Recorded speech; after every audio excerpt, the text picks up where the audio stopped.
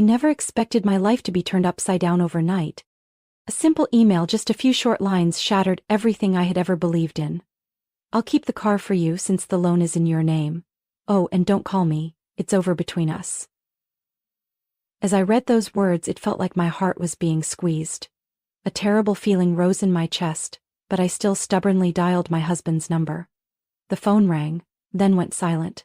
I called again, still the same. By the fifth call, I received a short message. Don't look for me. I was frozen. My name is Laura Bennett, 34 years old, an accountant at a law firm in Texas. 12 years ago, I thought I had married the right man. Ethan, my husband, had once been a warm, somewhat lazy man, but he knew how to make me feel safe. We have a son, Oliver, 9 years old, a bright and mature child beyond his years. Since the day we got married, I've been the one handling our finances. Ethan took on different jobs but never managed to keep one for long. Still, I never blamed him. I believed he just hadn't found the right job yet. For the past 3 years, Ethan seemed to have changed. He managed to hold down a stable job at a car distribution company.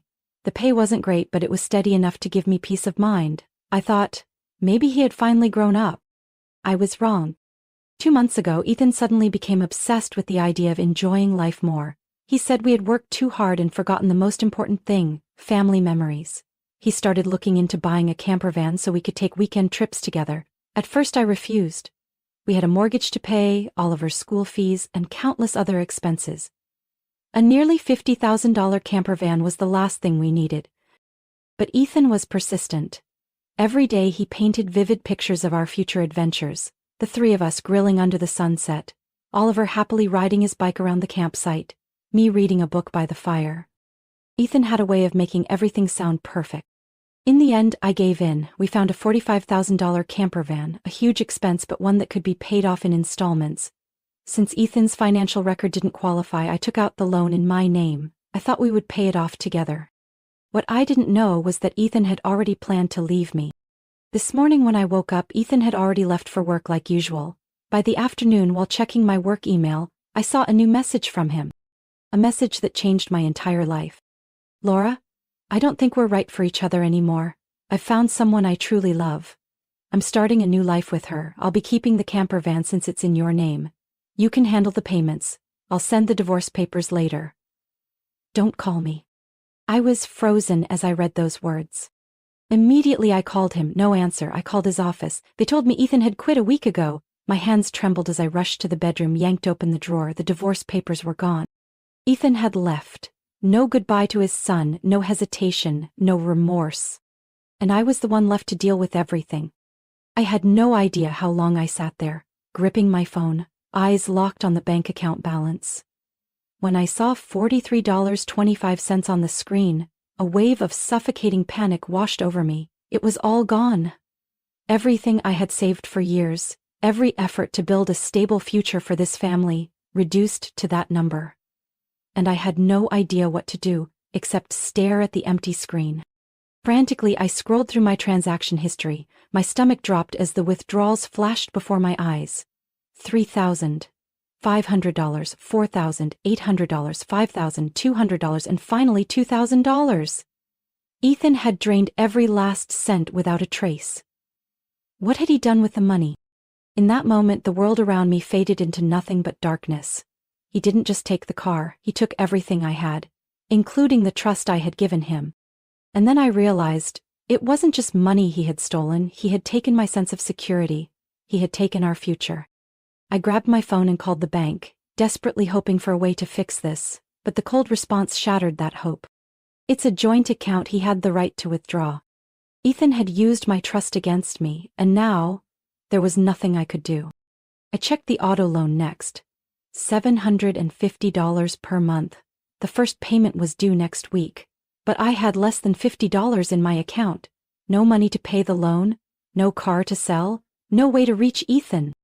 I stood up, my legs suddenly heavy, my vision blurred, my chest tightened. With just a few steps, I collapsed onto the floor. The crushing pain in my chest made it impossible to breathe. Everything around me faded to black. When I opened my eyes, my head throbbed. A bright white ceiling burned into my vision. The hospital. I tried to sit up, my body aching with exhaustion. A doctor stood beside my bed, looking at me with concern. "You're awake," he said. "You were severely exhausted. We ran some tests and found that you have a serious stomach ulcer. You need to rest more." I couldn't believe what I had just heard. A stomach ulcer? Years of relentless work, endless worries about my family had finally pushed me to this point. I sat there feeling utterly defeated. What was happening to my life? I was drowning in debt, unsure of how to pay it off, and now I was seriously ill. I tried to get up, but my body felt drained of all strength. I just wanted to go home. I needed to be with Oliver. What would my son do if I were stuck in this hospital? Lost in my chaotic thoughts, the door suddenly burst open. Oliver ran in, his wide eyes filled with worry. "Mom, are you okay?" I forced a tired smile, but no matter how hard I tried, I couldn't hide the pain inside me. Oliver wasn't a naive child. He had always been perceptive, always aware of the emotions around him. I tried to reassure him. "I'm just a little tired, sweetheart. You don't need to worry." But Oliver didn't believe me. He stared at me, his eyes full of doubt. "You're not lying, right? I know something's wrong." I couldn't hide the truth anymore. Oliver already knew. He had sensed the change in me, in our family, and I couldn't pretend any longer. But the last thing I wanted was for my son to carry this burden. "Do you know that your dad took all of our money?" I asked, my voice trembling. Oliver didn't say a word. He already knew. There was no need for further explanation. He simply nodded, his eyes never leaving mine. "I'll help you, Mom." His voice was steady, filled with quiet determination. "I can deliver newspapers, do small jobs, so you don't have to worry, and we'll get the camper van back from Dad." I stared at my son in shock. How was this possible? How could Oliver think of something like this at a time like this? "What are you saying?" I asked, my voice barely above a whisper. "Mom, don't you remember when you bought me a phone, we installed a GPS app so you could track me?" Oliver spoke like an expert. "We can use it to find Dad, too." I couldn't believe what I was hearing. Oliver had come up with a way to track Ethan, a 9-year-old boy, intelligent, determined, and far more capable than I had ever realized. He held up his phone, pointing to the screen. "You can see Dad's location right now." I looked at the screen, and sure enough, Ethan was somewhere out there, a blinking dot on the map. Oliver had been tracking his father this whole time, and I had no idea. "You did this? How did you figure everything out?" I asked, feeling both surprised and proud. "I just had a hunch. And I'd been watching everything. Dad isn't going to get away, Mom. I'm going to help you get the camper van back. I'm going to help you take back what's ours." At that moment, I realized I wasn't alone. Ethan may have left, I may have lost everything, but I still had Oliver, and no one could take away the most important thing I had left: the resilience of a mother and the strength of a child's love. This time, I wouldn't let Ethan get away so easily. With my son by my side, I would take everything back. I sat in front of my computer, eyes locked on the blinking dot on the map. Ethan was on the move, and my car was still in his possession. Oliver sat beside me, his eyes gleaming with determination, focused as if he were strategizing for an important mission. "Where is he?" I asked, my voice trembling with anger. Oliver swiped his fingers across the screen, zooming in on the area where Ethan's location was displayed. "Near a campsite, about a 2-hour drive from here. I'm guessing he's enjoying a little getaway with his girlfriend." A surge of fury ignited inside me. Ethan had taken all my money, left me in debt, and now he was living it up with that woman while Oliver and I were drowning in despair. I clenched my fists, feeling like I couldn't sit still another second. "I'm taking the car back," I said firmly, without hesitation. "Not just the car," Oliver replied quickly. "We're going to make him pay." I turned to my son and saw a fierce determination in his eyes. Oliver wasn't just trying to reclaim what was ours. He wanted to teach Ethan a lesson. And for the first time since I had been betrayed, I felt like I could finally do something to set things right. Oliver and I spent the next hour mapping out our plan. He had already contacted the police reporting the stolen vehicle. I wasn't sure how they would react, but at least now they had a reason to put Ethan under their radar. At the same time, Oliver uncovered another critical piece of information: the full name and address of Lindsay Parker, Ethan's mistress. We found her social media account, where she was bragging about her camping trip with a brand new camper van. My anger flared as I scrolled through the photos, and then I saw it. A picture of Ethan, standing next to Lindsay, his arm wrapped around her waist, a satisfied smile on his face. "Mom, we're not just going after Ethan, we need to let her family know too," Oliver said firmly. I nodded in agreement. I searched for Lindsay's parents' contact information and dialed their number. "Hello, this is Laura Bennett. I need to talk to you about your daughter." At first, the woman on the other end sounded cautious, but as I explained that Lindsay was traveling with a married man, one who had stolen a camper van from his wife and child, the conversation grew tense. Then, I heard a deep voice, presumably Lindsay's father, speak up, his tone laced with anger. "We'll be there immediately." I didn't know what they planned to do, but I knew one thing. Lindsay wouldn't be enjoying her little getaway much longer. We got in the car and drove straight to the campsite. When we arrived, my heart pounded at the sight in front of me. Police cars were parked at the entrance, and a group of people had gathered around the camper van. Ethan stood frozen, his face pale as a ghost as he faced the officers. Next to him, Lindsay had her arms crossed, an annoyed expression on her face, clearly irritated that her vacation had been interrupted. I stepped forward, Oliver right behind me.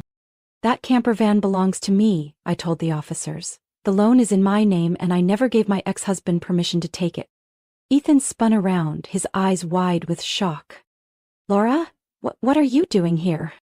I folded my arms, my voice as cold as ice. "Taking back what's mine." The police instructed Ethan to hand over the keys. I saw the reluctance in his eyes, but he had no choice. Slowly he pulled the keys from his pocket and handed them to the officer. I took them in my hand, a wave of relief washing over me. Lindsay let out a mocking laugh. "You're being ridiculous. Ethan left you, so why are you still chasing after him?"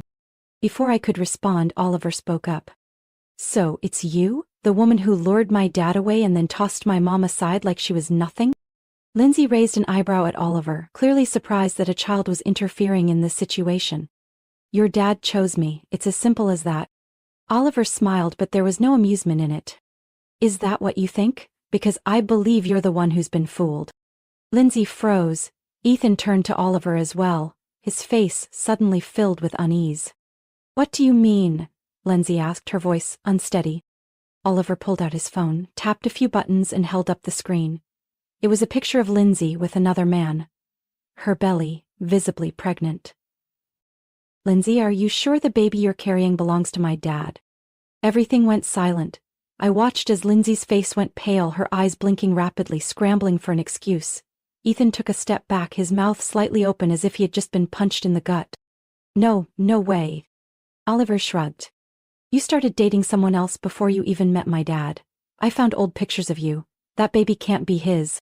Lindsay stammered a few incoherent words before suddenly turning to Ethan. "Are you seriously going to believe him? He's just a kid." But Ethan wasn't listening to her anymore. His face was drained of color, his eyes filled with shock and betrayal. I watched the scene unfold, feeling a deep, satisfying sense of justice.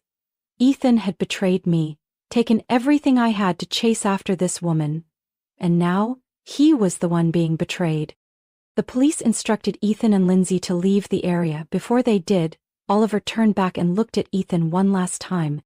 "You thought you got away, Dad. But no one ever escapes the consequences of their actions." I smiled at my son. This time I had reclaimed what was mine, and for the first time in his life Ethan knew what true loss felt like. Ethan stared at Lindsay as if he were seeing her for the first time. His face turned pale, his hands trembling as he clenched them into fists. The truth was undeniable, raw, and merciless. There was no room for excuses. He had abandoned his family to chase after this woman, only to realize that he was nothing more than a pawn in her game. I stood there, feeling a cold sense of satisfaction watching Ethan crumble.